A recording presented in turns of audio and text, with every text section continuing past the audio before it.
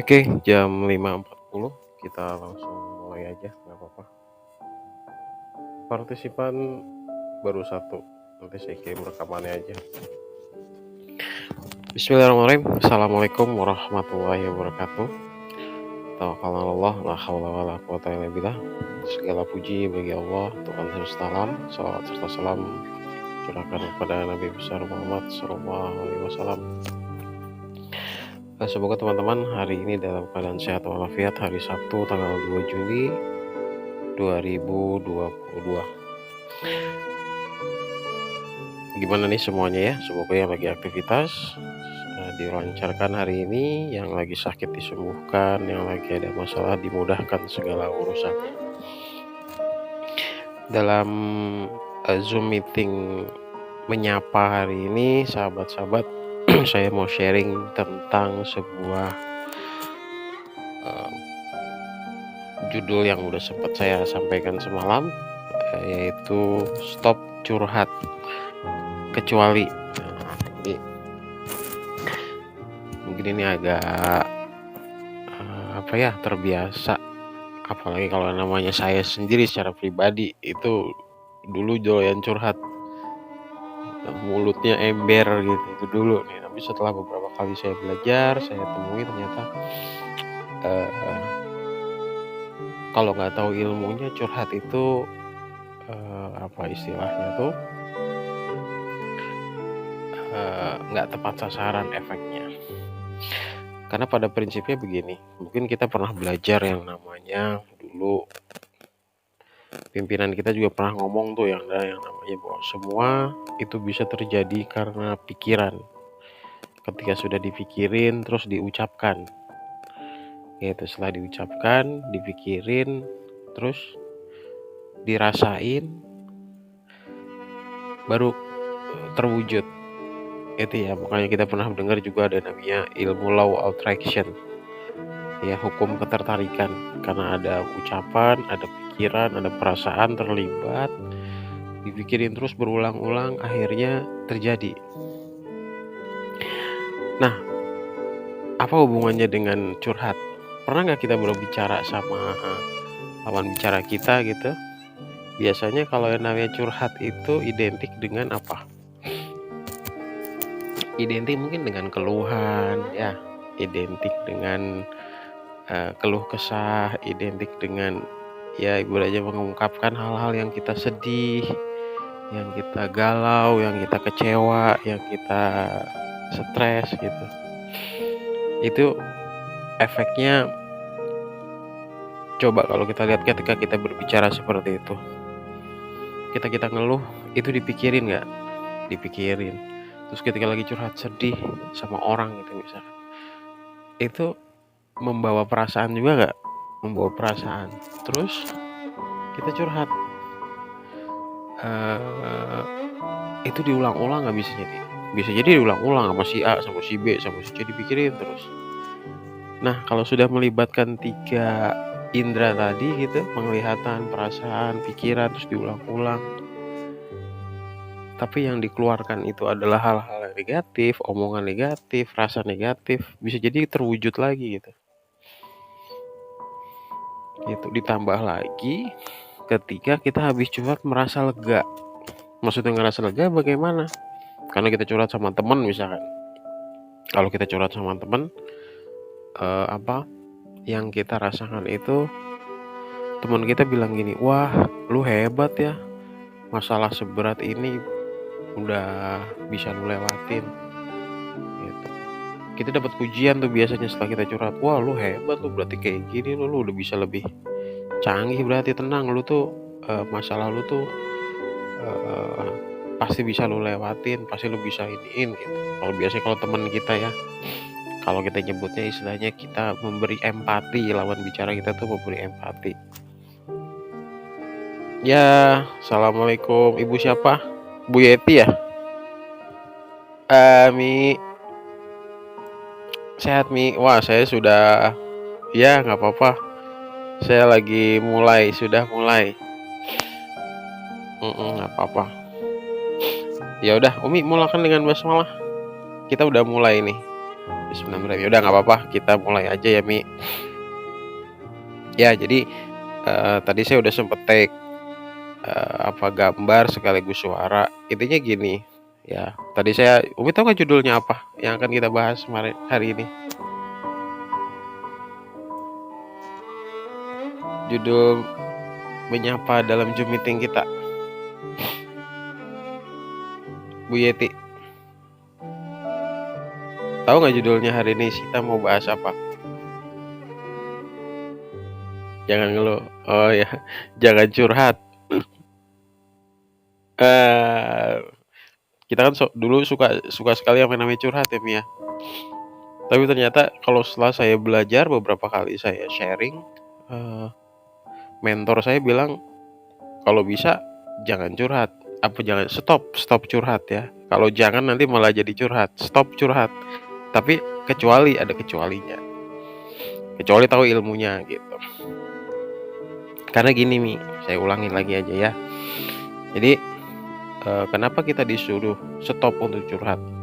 Karena kalau saya tanya sama Bu Yeti, biasanya kalau kita curhat sama teman misalkan, mungkin Bu Yeti curhat sama saya. Ketika Bu Yeti curhat sama saya, curhatnya itu dipikirin nggak? Nah, habis dipikirin, dirasain juga nggak curhatnya? Sedihnya, ngeluhnya, dibayang-bayangin tuh sama Bu Yeti ya. Terus diomongin juga nggak? Ya, jadi ada 3 indera yang kita miliki itu yang digunakan. Dirasain, dipikirin, terus diucapin, terus ada lagi diulang-ulang. Kita curhat sama si A, curhat sama si B, curhat sama si C, keluhan-keluhannya. Padahal kita pernah belajar dulu ada yang namanya hukum ketertarikan. Kalau kita ucapin, kita rasain, kita baperin, kita pikirin, kita ulang-ulang, itu nanti jadi kenyataan nggak? Nah, kalau kita pikir contoh misalkan dulu kita pernah berpikir, aduh saya pengen banget nih makan nasi goreng, tiba-tiba nasi gorengnya datang gitu. Pernah nggak ngalamin kayak gitu? Atau kita lagi ngomongin orang, misalkan lagi ngomongin Pak Agung misalkan, wih Pak Agung gini, tiba-tiba sering ngomong, lu datang panjang umur. Pernah nggak kita ngomong kayak gitu? Nah iya. Jadi apa yang kita pikirin, kita rasain, kita ucapin tuh bisa jadi kejadian. Nah pertanyaannya, masalahnya yang kita ucapin itu ucapan apa? Ucapan galau ya kan ya, ucapan sedih, ucapan stres. Nah kalau kita ngucapinnya kayak gitu bisa jadi apa? Kejadian terus. Makanya curhat itu sebenarnya dihindari kalau curhatannya itu yang membawa ke hal yang tidak baik buat kita gitu. Jadi ya, waalaikumsalam. Siapa nih? Lanjut aja ya. Oh iya, Pak Juli. Ya, jadi kalau kita istilah kasarnya itu curhat, kenapa saya sarankan untuk tidak curhat? Itu tergantung dari siapa nih, apa yang kita bicarakan. Nah, kalau saya kasih contoh yang tadi sudah saya sampaikan sama Bu Yeti, kalau yang kita ucapkan itu kepada teman sama saudara itu hal-hal yang membawa negatif, itu nanti bisa terwujud. Karena setelah kita bahas tentang ilmu ketertarikan, curhat itu membawa 3 indera, yaitu perasaan, yaitu pikiran, yaitu hati. Gitu, diulang-ulang, kita ucapin terus dengan penuh dengan konsentrasi, itu bisa jadi doa. Nah, gitu. Makanya sesi curhat itu sebaiknya dihindari karena itu bisa membawa sebuah kenyataan nanti di alam nyata. Gitu. Makanya hati-hati kalau kita mau curhat. Gitu. Apalagi kalau lawan bicara kita, contoh misalkan saya ngomong sama Bu Yeti, curhat sama saya, terus saya bilang sama Bu Yeti gini, wah Bu Yeti hebat ya, bisa melewati ujian ini. Wah Bu Yeti istilahnya tuh pasti bisa lah melewati ini karena Bu Yeti kan orang canggih misalkan. Bu Yeti orang kita istilahnya dikasih motivasi kayak gitu. Nah biasanya ketika dikasih motivasi kayak gitu, Bu Yeti ketika curhat rasanya gimana? Enggak, lega ya. Udah curhat biasanya efeknya apa? efeknya lega, efeknya seneng ya. Jadi yang namanya curhat itu membawa kesenangan dong.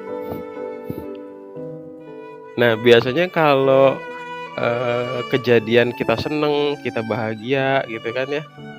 Tapi kita nggak sadar yang kita seneng, yang kita bahagia itu kata-kata yang negatif, kata-kata kesedihan, kata-kata apa kegalauan, kata-kata keluhan gitu ya. Akhirnya yang terjadi setiap hari, kenyataannya jadi gimana nanti? Yang terwujud adalah kesedihan-kesedihan terus yang terjadi. Karena kalau kita pikirin kejadian nggak, yang kita ucapin kejadian nggak, yang kita rasain kejadian nggak, gitu.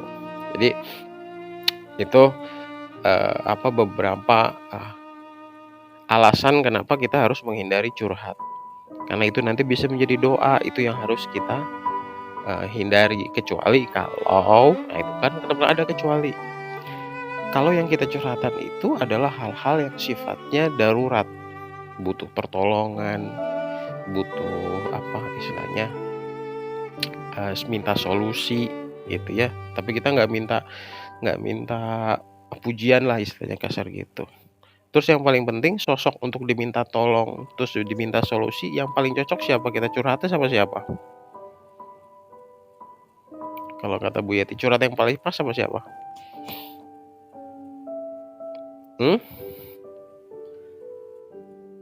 Siapa tuh yang paling dekat? Orang tua. Itu betul. Jadi yang paling cocok, yang paling pas kita curhatnya sama Allah aja. Karena yang namanya Allah itu nggak perlu ngomong. Jadi akan kasih solusi dengan hal yang yang menjadi masalah kita itu, Allah akan kasih jawaban. Jadi kecuali curhatnya sama Allah itu dianjurkan, karena Allah sesungguhnya maha dari segala-galanya. Nah itu ya, jadi bisa dipahamin ya Bu Yeti ya apa yang tadi saya sharingkan. Mungkin di sini juga ada Pak Sajuli juga ya.